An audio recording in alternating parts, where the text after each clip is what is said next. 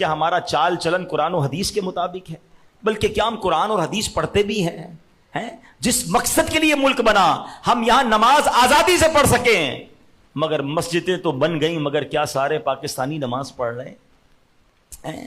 اس لیے بنا کہ ہم سکون سے قرآن پڑھ سکیں، مگر کیا ہم قرآن پڑھ رہے ہیں؟ قرآن کی تعلیمات پر عمل کر رہے ہیں؟ یہ وطن اس لیے بنا کہ میری مائیں بہنیں پردہ کریں تو کوئی تنگ نہ کرے، کوئی ان کی چادر اور چار دیواری پر انگلی نہ اٹھائے، مگر آج میری مائیں اور بہنیں کیا پردہ کر رہی ہیں، یا وہ پردہ اتار کر بازاروں کی زینت بن رہی ہیں؟ یہ وطن اس لیے بنا کہ یہاں ہم سنتوں پر عمل کریں، چہرے پر داڑھی ہو، سر پر امامہ ہو، سنت کا لباس ہو، تو کوئی طنز نہ کرے کہ تم نے یہ کیسا لباس پہنا ہے۔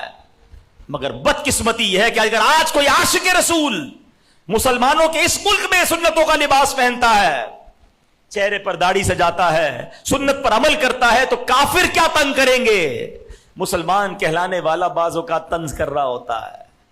یہ وطن اس لیے نہیں بنا تھا، یہ وطن صحیح طریقے سے ہم عبادت کر سکے، ہمیں رب کے حضور سجدہ کرنے سے کوئی روک نہ سکے، مگر آج کتنے لوگ سجدہ کر رہے ہیں؟ اس کو آسان طریقے سے چیک کرنا ہونا تو محلے میں جمعے کی نماز میں آپ نمازی دیکھ لیں، اگر یہ جمعے میں اتنی پبلک ہے تو باقی نمازوں میں کہاں ہے؟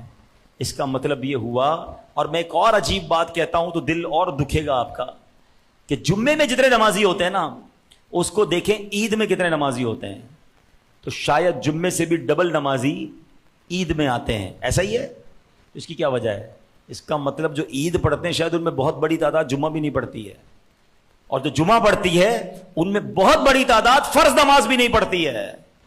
یہ حال ہے ہمارا، پھر ہم کہتے ہیں پتہ نہیں کیا ہو گیا ہے، ہمارے وطن میں برکت کیوں نہیں ہے، ہماری روزی میں برکت کیوں نہیں ہے، ہماری مشکلیں۔ آپ نے جس مقصد کے لیے ملک لیا ہے وہ مقصد ہی بھلا بیٹھے ہیں۔